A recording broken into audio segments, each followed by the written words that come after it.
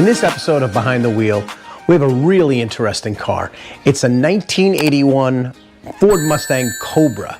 Now, maybe you think of Cobra as like a Terminator or maybe a 93 Cobra, but you should know that Cobras also existed in the late 70s, early 80s. This is the time when cars had a lot of tape graphics and a lot of visual performance, but for the most part they didn't have a lot of actual performance. This was the gas crisis of the late 70s, early 80s. After all, the 82 GT had not yet claimed that the boss was back. However, a buddy of mine, Joe, has brought back to life an 81 Cobra in a really cool way. And he's no stranger to Mustangs. I've known him for probably the better part of 20 years.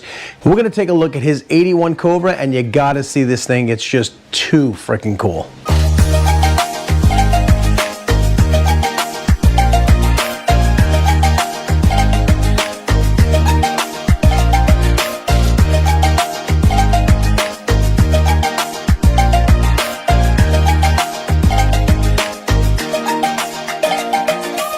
So we're here with my buddy Joe's 81 Mustang Cobra.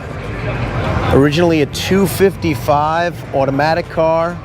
255 was the lower performance version of the 302, and you can see it's anything but that now. It's got a Gen 2 Coyote, Mustang Coyote, backed by a 6R80.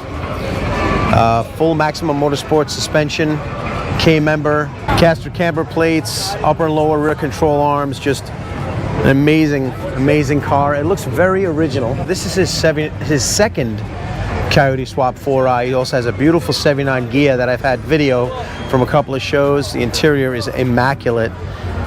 T-top car. It's got the louvers. The wheels are very period correct. It's got the Ford control pack. Palm Beach dyno tuned.